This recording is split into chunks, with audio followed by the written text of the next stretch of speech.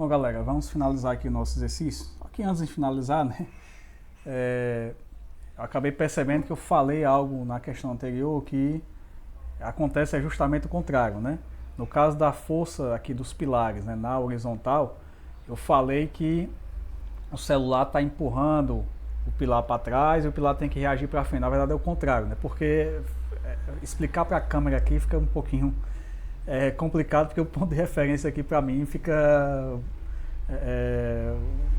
não é tão legal, né? Mas na verdade é o contrário, pessoal. Quando a laje ela tende a dobrar, né, a entortar aqui, na verdade ela está puxando o pilar para frente. Você pode testar aí no teu dedo aí, ó. Você sente que uma força está puxando teu dedo lá para frente. Então o que o pilar tem que fazer? Tem que fazer a força justamente o contrário, puxando essa laje aqui para trás, não deixando que a estrutura se movimente nessa direção aqui.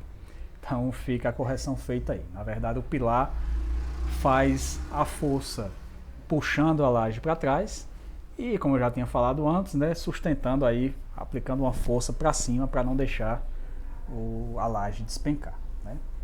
Então fica a correção aí. Agora sim, voltando aqui para a última questão, nós temos um planinho inclinado, que é até um assunto que a gente vai discutir aí mais para frente também, quando estivermos trabalhando com aplicação de força, né? Um tema clássico aí de aplicação de força, forças em plano inclinado. Mas aqui a gente já dá para trabalhar alguma coisa em relação ao peso, né? Então olha só, o peso de um corpo é uma força vertical dirigida para baixo. Na figura está representado o bloco de peso P apoiado em um plano inclinado de 60 graus em relação à horizontal. Então, o peso a gente já conhece, já viu aí no início do ano o que é peso. E aqui está representado, né? Você percebe que o peso é um vetor, né? Ele está sempre aplicado na vertical e sempre de cima para baixo. Então ele é um vetor, pode ser representado por um vetorzinho aqui. Sabendo que a intensidade de P é de 20 newtons, então o peso desse objeto é de 20 newtons, calcule a intensidade das componentes de P segundo as retas T e N, respectivamente, tangente e normal ao plano inclinado, no local em que se encontra o bloco. Adote seno de 60 0,87 e cosseno de 60 igual a 0,5. Galera, quando você tem aqui um plano inclinado, o sistema cartesiano que você tem que desenhar, ele tem que estar de acordo com a inclinação desse plano. Então, se eu tenho esta inclinação aqui, ó, o teu eixo X, digamos assim, ele vai ter que ter a mesma direção deste plano. Então, o teu eixo X seria esse eixo T aqui, ó, que a gente chama de reta tangente ao plano, né? A reta tangente. E o eixo Y? O eixo Y tem que estar perpendicular ao teu plano inclinado. Então tem que formar aqui, ó, 90 graus o teu eixo Y com o plano inclinado. Só que esse eixo, a questão chamou aqui de N, né? A reta normal, né? Por que normal? Porque tem 90 graus aqui, a gente chama de reta perpendicular ou reta normal. Então você tem que encontrar o quê? A componente deste peso aqui no eixo T e no eixo N, ou seja, qual é a projeção deste peso, tanto na reta tangente quanto na reta normal. Então é só usar a mesma ideia que eu te falei aqui no início. Imagina você com uma lanternazinha iluminando esse vetor P aqui, ó, nesse sentido que a mãozinha está, daqui do canto para cá. Aqui eu tenho uma lanternazinha iluminando aqui, ó. Tá vendo só? Onde eu estou passando o mouse aí, ó. Quando eu ilumino com a lanterna aqui, o que eu vou ter? Uma sombra nesse eixo T aqui, ó. E essa sombra vai ser a tua projeção no eixo tangente.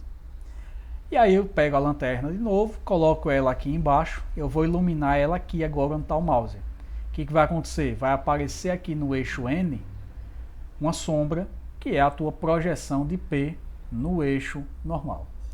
Fazendo isso, você vai encontrar as tuas componentes. Então vamos lá direto para elas. Passei demais. Então tá aqui, eu reproduzi o desenho e eu fiz o que eu acabei de dizer, né? Acendi a lanterninha aqui do lado, encontrei a sombra aqui, ó, no eixo tangente. Então vou chamar aqui de PT, né? O peso na tangente, né? O peso tangencial ao plano. E Iluminando daqui de baixo, eu vou ter a projeção aqui no eixo normal, que eu chamei aqui de PN, então projeção do peso na direção normal. De novo, você vai ter aqui ó, um triângulozinho retângulo, e aí o que eu fiz? Eu peguei esse triângulo retângulo e montei um diagramazinho com ele. Eu só desenhei aqui o triângulo que me aparece aqui. Ó. E o que eu tenho nesse triângulo? Que esse lado aqui, ó, ele é o peso. Este lado aqui, ó, é um dos catetos que vale PN, ó, tá aqui o PN. E esse lado aqui pontilhado, ó, tem o mesmo tamanho de PT, né, o peso na tangencial. Então tá aqui peso na tangencial. Anotei aqui os dados, o valor de P, o valor do seno, do cosseno e o que eu quero descobrir, que é o PN e o PT. Quando eu faço essa separação, a questão se torna relativamente simples. Por quê? Porque eu vou aplicar o seno e o cosseno do ângulo. Com cada um dessas aplicações eu vou encontrar as componentes que faltam. Né? Eu não vou dizer aqui para vocês, por exemplo, que sempre que eu aplicar o seno eu vou encontrar o PY. Ou sempre que eu vou aplicar o cosseno eu vou achar PX, porque depende muito da geometria do problema. Vai que ele não te trouxesse esse ângulo, ele te trouxesse esse daqui, ó, e você quisesse trabalhar com esse ângulo aqui, que seria o de 30 graus. Poderia fazer normalmente. Só que aqui você teria que o seno acharia uma componente e o cosseno acharia outra componente diferente de você usar o cosseno desse ângulo aqui. Ou melhor, o seno e o cosseno desse ângulo aqui. Mas vamos para a questão. Vou aplicar aqui o seno. Seno de 60, cateto oposto dividido por cateto adjacente. Cateto oposto a 60 é o PT, ó. E, desculpa, né, pessoal? Seno é cateto oposto sobre hipotenusa, né? Cateto oposto é o PT e a hipotenusa é P. Então vai ficar assim, ó, seno de 60 igual a PT dividido por P. Fazendo aí a manipulação matemática, PT igual a P vezes seno de 60. Então PT fica 20, que é o valor do peso, vezes o seno de 60, que é 0,87. E multiplicando os dois, você vai ter aí 17,4 newtons. Então aqui nessa direção tangencial, você tem uma força puxando esse bloquinho para baixo da rampa, com um valor de uma intensidade, né, de 17,4 newtons. Já na direção normal, né, na direção perpendicular ao plano, você vai encontrar o valor da força aplicando o cosseno. Cosseno de 60, cateto adjacente dividido pela hipotenusa. O cateto adjacente é o PN e a hipotenusa é o P. Então fica assim, ó, cosseno de 60 é igual a PN dividido por P.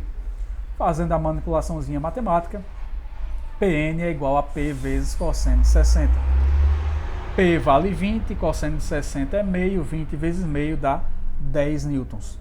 Então, a força normal aqui, ó, do bloco, comprimindo aqui a rampa, né, ela é uma força de 10 newtons, né, uma força de 10 newtons. Então, encontramos aí as projeções do vetor peso nesse plano inclinado. Tá? Aqui é uma questão clássica de vestibular, em que você vai ter que encontrar esses componentes aí.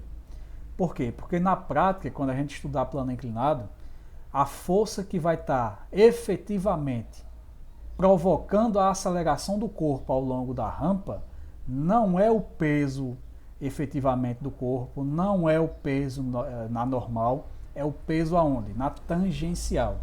Então a força que vai provocar a aceleração do bloco é essa daqui, ó.